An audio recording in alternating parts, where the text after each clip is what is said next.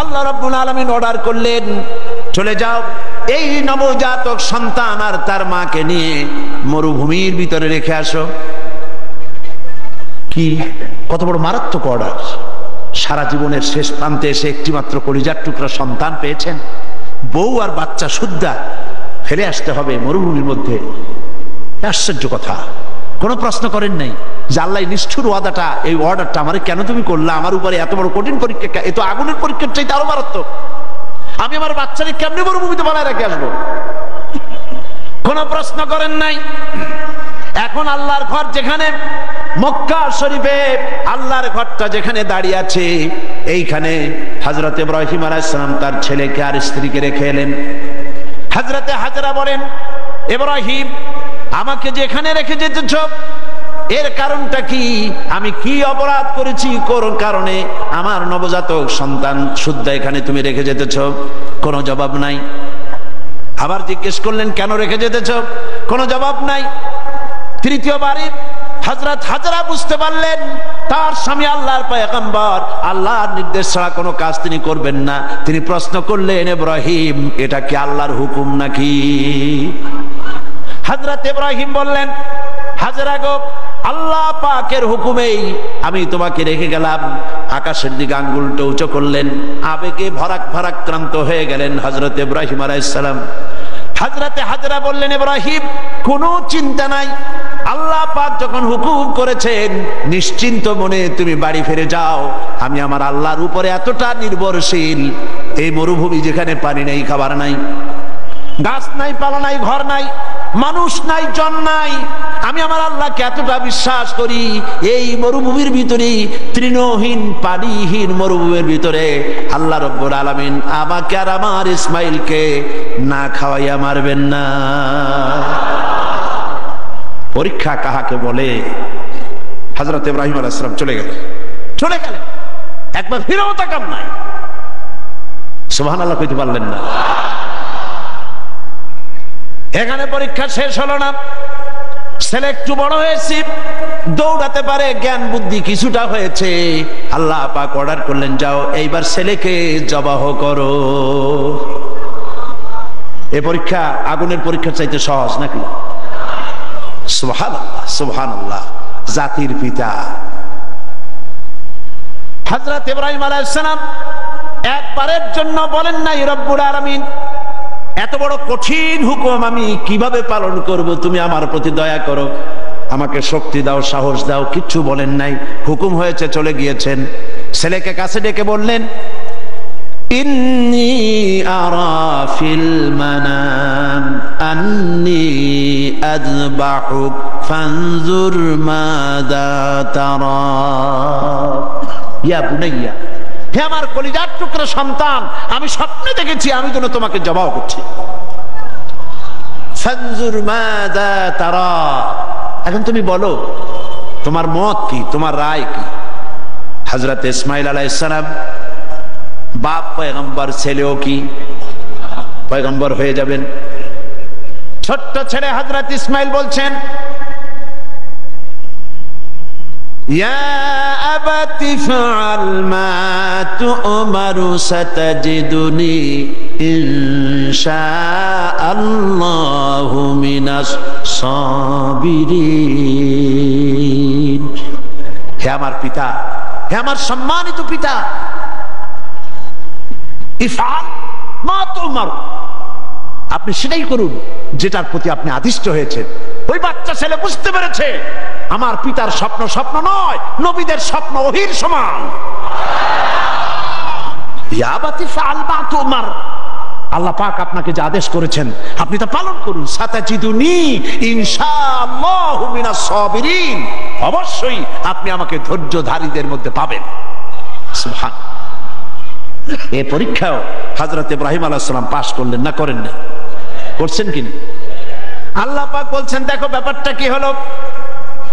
হযরত ইব্রাহিম তো জানেন না যে ছেলে জবাহ হবে না, আর ছেলেও জানে না যে সে জবাহ হয়ে যাবে না। কথা ঠিক কিনা? হযরত ইব্রাহিম আলাইহিস সালাম ছেলেকে জবাহের জন্য প্রস্তুতি নিলেন। এবার দেখেন কোরআনের ভাষাটা কি।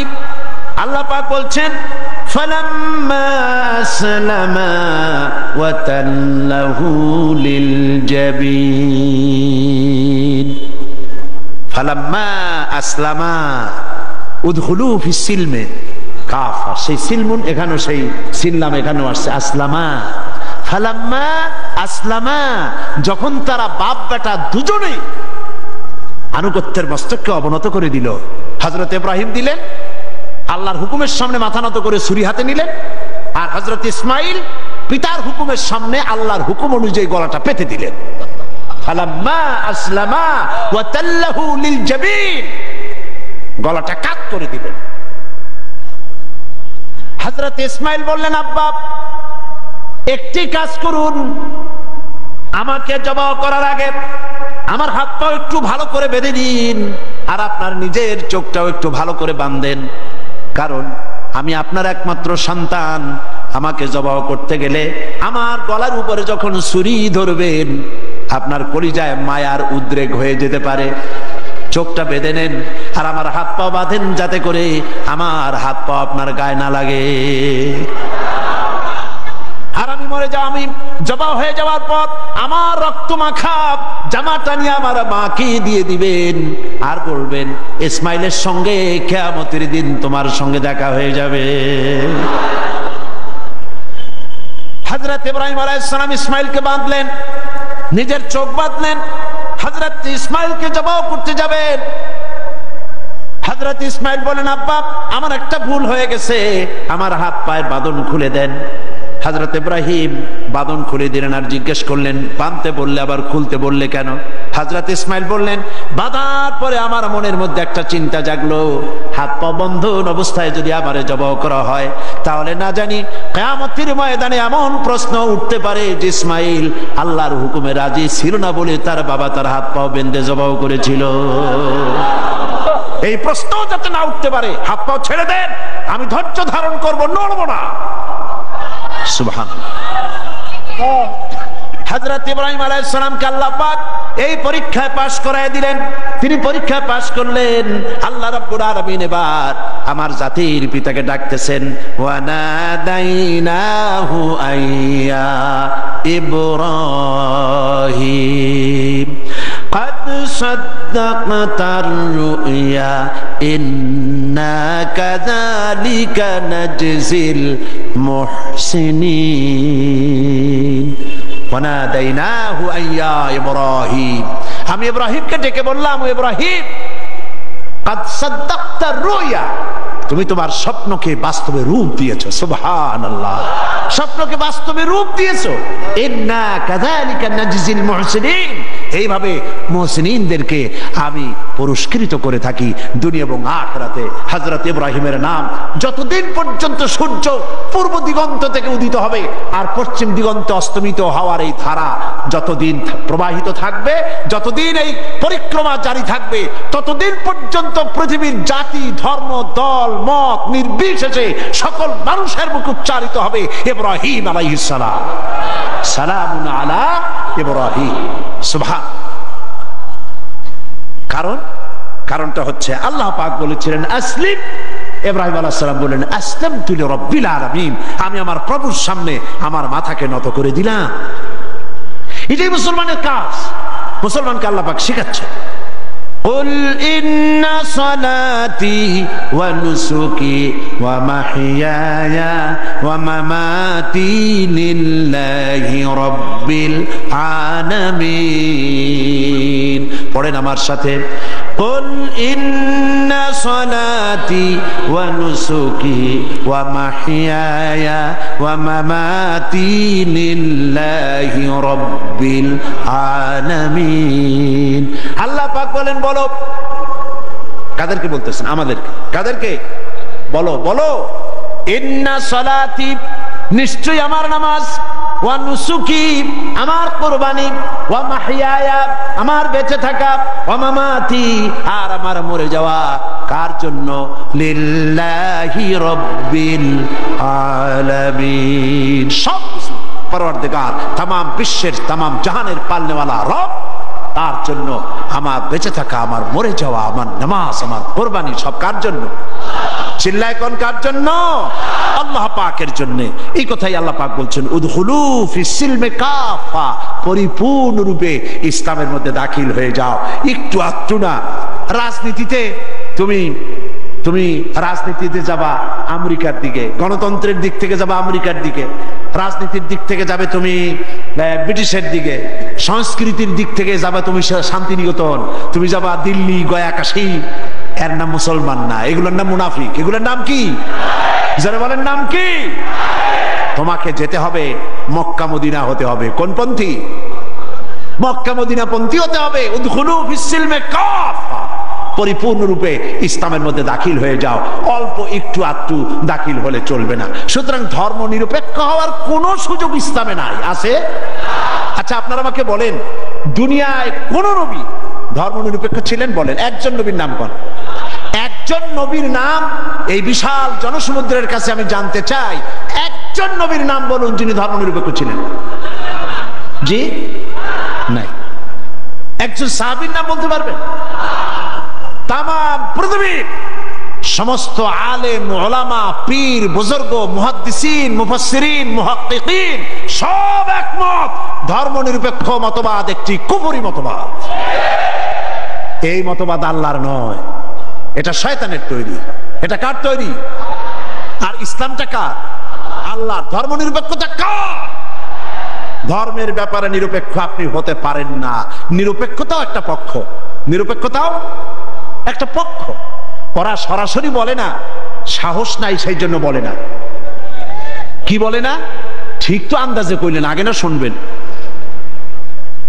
সরাসরি বলে না, কারণ এদেশে মুসলমান বেশি, সেই জন্য সরাসরি বলে না আল্লাহ নাই। ওইটা বলতে পারে না। বলে যে আল্লাহ আছে, তবে তাদের জায়গাটা একটু সীমাবদ্ধ। কোথায়? এই জাতীয় মসজিদ বাইতুল মুকাররম, তাও তার পাশে যে ফাউন্ডেশন আছে ও দূর আর যাবে না। বাইতুল মুকাররম মসজিদ, অন্যান্য মসজিদগুলি, মসজিদ, খানকা, মাদ্রাসা, এতিমখানা, এর মধ্যে আল্লাহ এবং রসুলকে রাখা হয়েছে। আর বাকি আমার জীবনের বিস্তীর্ণ অঙ্গনে অর্থনীতি, সমাজনীতি, রাজনীতি, স্বরাষ্ট্রনীতি, পররাষ্ট্রনীতি, আমার সেক্রেটারিয়েট, আমার ক্যান্টনমেন্ট, আমার পার্লামেন্ট, এসব জায়গাগুলি আল্লাহর উপরে 144 করা হয়েছে। রসুলের প্রতি 144 চালু করা হয়েছে। এখানে 144 ধারা, আল্লাহও ঢুকতে পারবে না, রসুলও ঢুকতে পারবে না। আল্লাহ রসুলকে দুইটা ভাগ করা হয়েছে। আমার নামাজ, রোজা, হজ, যাকাত আল্লাহর কথা মতো, আর আমার অর্থনীতি, সমাজনীতি, রাজনীতি এগুলি হবে আমার নিজের চিন্তা মতো। এই চিন্তা যারা করেন তারা মুসলমান নন, মুসলমান নন, মুসলমান নন, অবশ্যই মুনাফিক। অবশ্যই কি? এবার দেখেন আল্লাহ কি বলেন। আমরা তো আন্দাজে কথা বলি না। আমরা কি আন্দাজে কথা বলি? আমাদের দলিল কি? জোরে কর না, দলিল কি? আমার নবী বলেছেন, মান ক্বালা বিহি সাদাকা, আমার কোরআন, আমার আল্লাহর কোরআন দিয়া যারা কথা বলে, মান ক্বালা বিহি সাদাকা, কোরআন দিয়ে যারা কথা বলে তারাই সত্য কথা বলে। কারণ কোরআন হলো আল্লাহর কিতাব। ওয়ামান আসদাকু মিনাল্লাহি কিলা, আল্লাহর চাইতে সত্যবাদী আর কে হতে পারে? আল্লাহ পাক বলছেন, আফাতুমিনুনা বিবাদিল কিতাবি ওয়া তাকফুরুনা বিবাদ, তোমরা আল্লাহ পাকের কিছু কথাকে মানবে আর কিছুকে করবে অস্বীকার। এটাই তো ধর্মনিরপেক্ষতাবাদীদের কাজ, ঠিক কিনা? তারা নামাজ, রোজা, হজ, যাকাত করে কার কথা মতো? বলেন না, কার কথা মতো? কিন্তু অর্থনীতি, সমাজনীতি, রাজনীতি এগুলি আল্লাহর কথা মতো করে না। বরং এই কথাগুলি যদি কেউ বলে যে ধর্ম, রাজনীতি, অর্থনীতি, সমাজনীতি, ইলেকশন, ভোট, নির্বাচন, স্লোগান, সমাবেশ সব হতে হবে আল্লাহর কোরআন অনুযায়ী, তাহলে ওরা বলে এরা হচ্ছে মৌলবাদী, এরা হচ্ছে মৌলবাদী। আর এই কথাগুলি প্রচার করার জন্য তাদের পত্রিকার অভাব নাই। আছে? আজকে আমার সামনে এই মাহফিলে হাজার হাজার লোক আছে, কিন্তু টেলিভিশনের সামনে আছে কোটি কোটি মানুষ, ঠিক কিনা? পত্রিকা 2-4টা পত্রিকা আছে বাংলাদেশে যেগুলি আল্লাহর কথা, ইসলামের কথা মহব্বতের সাথে জীবনের বিনিময়, জীবনের ঝুঁকি নিয়ে পত্রিকায় তারা প্রকাশ করে, ঠিক কিনা? বাকি ভারী শত শত পত্রিকা ঝড়ের গতিতে, টর্নেডোর গতিতে ইসলামের সাথে বিরোধিতা করছে কি না করছে না? করছে কি না? করছে। এবং এরাই ধর্মনিরপেক্ষতাকে বাঁচায় রাখার জন্য এক শ্রেণীর বুদ্ধিজীবী কবি সাহিত্যিক তৈরি করেছে এবং পত্রিকাগুলি এদেরকে বাঁচায় রাখে, আর ইসলামের সাথে করে চরম কি বিরোধিতা। দেখেন, এইখানে আমি আসার সাথে সাথে একটা প্রশ্ন আমার কাছে আসলো, প্রশ্নটা হচ্ছে, সে লোক বলেছে যে ওয়াজ মাহফিলের আমাদের সমাজে এক শ্রেণীর লোক আছে যারা এই বলে জনগণকে বিভ্রান্ত করছে যে সাইদি সাহেব এবং অন্যান্য বিখ্যাত আলেমগণ ওয়াজ মাহফিলের মাধ্যমে প্রচুর অর্থ উপার্জন করছে। এই সকল লোকদের প্রশ্ন হলো, আলেমগণ নবী ওনার নাজিলকৃত কোরআনের আলোচনার বিনিময়ে কোনো অর্থ উপার্জন করছেন কেন? এই প্রশ্নটির সৃষ্টি হয়েছে কদিন আগে একটি পত্রিকা, ভারতের টাকায় পরিচালিত, আমি নাম বলবো না, আমি তখন কুমিল্লা মাহফিল করতেছি। তারা লিখেছে 3 রাত্র তিনি সেখানে বক্তৃতা করবেন, সন্ধ্যা থেকে ফজর পর্যন্ত ওয়াজ ফরমাইবেন। আমি তো জীবনেও সন্ধ্যা থেকে ফজর পর্যন্ত ওয়াজ ফরমাই নেই কোথাও। তারপরে প্রতিদিন 25,001 টাকা করে নেবেন, 3 রাত্রে 75,003 টাকা তিনি সেখান থেকে গ্রহণ করবেন। পত্রিকায় এসেছে। পরের দিন সেই কমিটি মাহফিলে দাঁড়ায় এর প্রতিবাদ করলো, ঘৃণা জানালো যে কোনোদিন আমরা ওনাকে ধরনের পয়সা করি দেই নাই। জিন্দেগিতে মানুষের সঙ্গে কন্ট্যাক্ট করে চুক্তি করে আমি সাইদি টাকা নিয়েছি, এর প্রমাণ কোন মায়ের সন্তান, বাংলাদেশ তো দূরের কথা, তামাম পৃথিবীতে কেউ দিতে পারবে না। পত্রিকাগুলি এগুলি ছেপে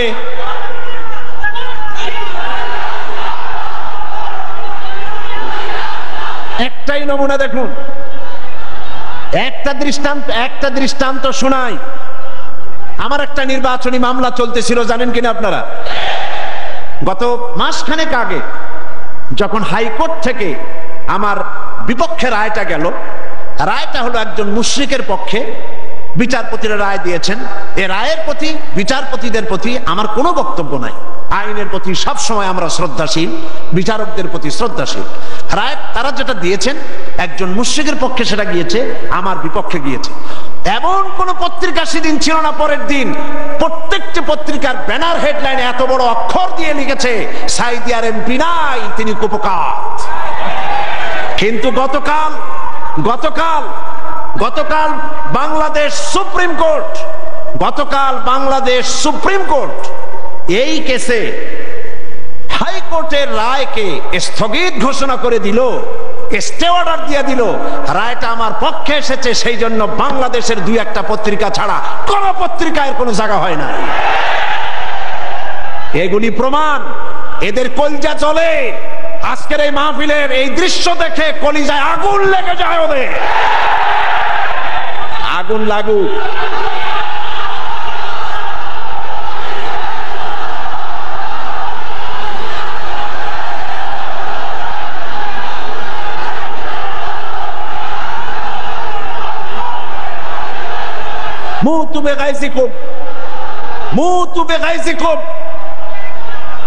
এরা চলতে থাকবে, আর আমার আল্লাহর ফরমান শুনুন। কার ফরমান?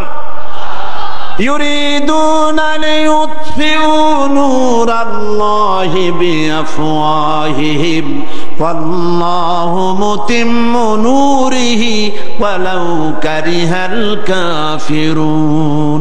আল্লাহ পাক বলেন, ওরা চায় মুখের ফু দিয়া আমার আলোকে নির্বাপিত করে দেবে, আমার আলোটারে দুনিয়া থেকে নিভাইয়ে দেবে। আল্লাহ পাক বলেন, ওদের মনের মধ্যে যত জ্বালা পোড়া হোক না কেন, আমার দিনকে আমি, আমার দিনের আলোকে আমি প্রজ্বলিত করে রাখবো, এটাকে আমি পূর্ণতা দান করব। ওদের কলজে যত পুড়ুক, জ্বলতে থাকো, পুড়তে থাকো। তোমাদের চোখের সামনেই এই বাংলাদেশের একদিন আসবে যেদিন তোমাদের নাকের ডগার উপর দিয়ে কালেমার পতাকা করে উঠবে, ইনশাআল্লাহ। বলেন ইনশাআল্লাহ, বলেন ইনশাআল্লাহ। এবার বিশ্বকবি কি বলেন শোনেন। বিশ্বকবি আল্লামা ইকবাল বলেন, সতীজা কর রহা হ্যায় अज़ल से ताइम रोज, सतीजा कर रहा है अज़ल से ताइम रोज, चरागे मुस्तफा भी से शरारे बुलहबीस। সে আবাহমান কাল থেকে শুরু করে পর্যন্ত নমরুদ, ফেরাউন, হামান, সাদ্দাত, আবু জাহেলের গোষ্ঠীরা নবুয়তের চারাগকে নিভায়ে ফেলতে চেয়েছে, কিন্তু তাদের হাজারো প্রচেষ্টা সত্ত্বে চারাগে মুস্তফা বি রাসূল করিম সাল্লাল্লাহু আলাইহি ওয়াসাল্লামের জ্বালানো চারাগটা টিম টিম করে জ্বলতে রয়েছে। টর্নেডো, গর্কি এবং ঝড়ো হাওয়ার মোকাবেলা করে জ্বলতে থাকবে ইলা ইয়াউমিল কিয়ামা। কেউ ঠেকাতে পারবে না। পারবে কেউ ঠেকাতে? কেউ ঠেকাতে পারবে না। সুতরাং কোরআন শরীফের কিছু কথা মানবেন আর কিছু কথা মানবেন না, এটার নাম হচ্ছে মুনাফিক। এটার নাম মুনাফিক। জীবনের সকল ক্ষেত্রে মানতে হবে কার কথা? আল্লাহর কথা। ধর্ম নিরপেক্ষতার অর্থই হলো ধর্মহীনতা। এই ধর্ম নিরপেক্ষতায় যারা বিশ্বাসী তারাই 1972 সনে বাংলাদেশের সবগুলি ইউনিভার্সিটির মনোগ্রাম থেকে ইকরা বিস্মি রাব্বিকাল্লাযী খালাক রাব্বি জিদনি ইলমা কোরআনের আয়াতকে তারা তুলে ফেলেছিল। যারা এই ধর্ম নিরপেক্ষতায় বিশ্বাসী তারাই সালিমুল্লাহ মুসলিম হলের মুসলিম শব্দ মুছে ফেলে দিয়েছিল। এই তারাই নজরুল ইসলাম কলেজের ইসলাম শব্দ তুলে ফেলে দিয়েছিল। এই তারাই নিজেদের দলের নামের ভেতর থেকে মুসলিম শব্দটি একটি বিশেষ ধর্মীয় গোষ্ঠীর ভোট পাওয়ার জন্য নিজের দলের নাম থেকে মুসলিম শব্দ বিসর্জন দিতে কুণ্ঠাবোধ করে না। সুতরাং ধর্ম নিরপেক্ষ মতবাদ শয়তানের আবিষ্কার। কার আবিষ্কার? ওরা দুইটা আয়াত পেয়েছে কোরআন শরীফ থেকে, দুইটা আয়াত। ওরা বলে ধর্ম নিরপেক্ষতাবাদের কথা তো কোরআন শরীফই আছে আর বুখারী শরীফও আছে। ভাই আছে কয় যে বুখারী শরীফে আছে লাকুম দীনুকুম ওয়ালিয়া দ্বীন। নাউযুবিল্লাহ। আল্লাহর কোরআনের আয়াত নিয়ে ঢুকাইছে কিসের মধ্যে? বুখারীর মধ্যে। লাকুম দীনুকুম ওয়ালিয়া দ্বীন মানে কি? লাকুম দীনুকুম ওয়ালিয়া দ্বীন অর্থ তারা করেছে যে যার ধর্ম তার কাছে। এটা ধর্ম নিরপেক্ষবাদের কথা। তোমরা বাঙ্গালকে হাইকোর্ট দেখাতে চেষ্টা করো। কোরআন পড়তে জানো? লাকুম দীনুকুম বানান করে কেমনে তা জানো? এটা নাজিল হয়েছে কোন প্রেক্ষাপটে তা কি জানো? সুতরাং যা জানো না সে বিষয়ে কথা বলতে এসো না। আমি যদি মেডিকেল সায়েন্স না জানি, আমি যদি চিকিৎসা বিজ্ঞান না জানি, আমি যদি ওষুধপত্রের খোঁজ খবর না রাখি, তাহলে কোনো ডাক্তারের প্রেসক্রিপশনের উপরে কথা বলা আমার ধৃষ্টতা। ঠিক কিনা? যে বিষয় আমি জানি না, অর্থনীতি যদি আমি না বুঝি, তো কোনো অর্থনীতিবিদের বক্তব্যের উপরে আন্দাজে কোনো কথা মারিয়ে দেওয়া, মাথা দিয়ে ঠেলা আমার জন্য ঠিক নয়। তো তুমি ধর্ম জানো না, তুমি কোরআন জিন্দেগিতে পড়ো নাই, কোরআন বানান করে কেমনে তাও জানো না, সূরা ফাতিহাও শুদ্ধ করে পড়তে পারো না, লাকুম দীনুকুম শুনাই দিলাম মানুষেরে, আর সাধারণ মানুষ মনে করলো মাশাআল্লাহ আমাদের নেতা নেত্রী তো বুখারীও পড়ে দেখা যায়। লাকুম দীনুকুম ওয়ালিয়া দ্বীন প্রেক্ষাপট কি? কাফেরেরা বলেছিলেন হে রাসূল, কাফেরেরা বলছে কুরাইশ নেতৃবৃন্দ, হে রাসূল, হে মুহাম্মদ সাল্লাল্লাহু আলাইহি ওয়াসাল্লাম, আসো ধর্ম আমরা 50-50 করে ভাগাভাগি করে নিই। এইরকমের করে ঝগড়া ভাগড়া করা কোনো লাভ নাই, আসো আমরা 50-50 করি। বলে কি রকম? বলে কিছুদিন আমরা মসজিদে ঢুকে তোমার আল্লাহরে দুই একটা সেজদা দেব, আর তুমি কিছুদিন আমাদের মূর্তিগুলোর সামনে এসে একটু প্রণাম দিয়ে যাইও। ধর্ম ভাগাভাগি করবে। এই সময় আল্লাহ পাক এই আয়াত নাজিল করলেন। এই সূরার নাম কি? আল্লাহ রাব্বুল আলামিন ওহী নাজিল করে দিলেন, কুল ইয়া আইয়ুহাল কাফিরুন লা আ'বুদু মা তা'বুদুন। হে কাফের বলো, হে নবী বলুন, হে কাফেরেরা, আমরা যার ইবাদত করি তোমরা তার ইবাদত করো না, তোমরা যার ইবাদত করো আমরা তার ইবাদত করি না। সুতরাং লাকুম দীনুকুম ওয়ালিয়া দ্বীন, তোমরা তোমাদের দিন নিয়ে থাকো, আমরা আমাদের দিন নিয়ে থাকি। এটা তো নিরপেক্ষতার কথা নয়, এটা তো পক্ষের কথা। তোমরা তোমাদের ধর্মের পক্ষে থাকো, আমরা আমাদের ধর্মের পক্ষে থাকি। এইটারে তারা বানাইছে নিরপেক্ষর আয়াত। নাউযুবিল্লাহ। কোন শয়তান এদের শিখাইছে আল্লাহই জানে। এরপর আরেকটা আয়াত তারা বেছে নিয়েছে, সেটা হচ্ছে লা ইকরাহা ফিদ্দীন, ধর্মের মধ্যে বাড়াবাড়ি নাই। নামাজ তো পড়ে না জীবনে, ওদের সে লোকই বক্তৃতা করে কোরআনের আয়াত দিয়া। লা ইকরাহা ফিদ্দীন, সুবিধাবাদ জিন্দাবাদ। লা ইকরাহা ফিদ্দীন মানে কি? ধর্মের ব্যাপারে বাড়াবাড়ি নাই। সেটা কি? সেটার অর্থ হচ্ছে প্রলোভন দিয়ে, ভয় দিয়ে, অথবা পয়সা কড়ি দিয়ে, অথবা চাপ সৃষ্টি করে কোন ক্রমে অন্য কোন ধর্মের লোককে মুসলমান বানানো যাবে না, এ ব্যাপারে বাড়াবাড়ি করা যাবে না। এটাই হচ্ছে আয়াতের মূল বক্তব্য। লা ইকরাহা ফিদ্দীন, ধর্মের ব্যাপারে বাড়াবাড়ি করা যাবে না, সুতরাং তুমি নামাজ পড়ো, রোজা করো, এটারে আর অর্থনীতি সমাজনীতিতে আইনো না। এটা হলো তাদের বক্তব্য। নাউযুবিল্লাহি মিন যালিক। আপনারা আমাকে বলেন, রাসূল করিম সাল্লাল্লাহু আলাইহি ওয়াসাল্লাম তিনি কি রাষ্ট্রপ্রধান ছিলেন না? আমি বুঝি না মানুষের মাথার মধ্যে এই চিন্তাগুলি কেন আসে না। রাসূল সাল্লাল্লাহু আলাইহি ওয়াসাল্লাম একটা রাষ্ট্র পরিচালনা করেছিলেন। তিনি কি রাজনীতি ছাড়াই রাষ্ট্র পরিচালনা করেছিলেন? বলেন আপনারা।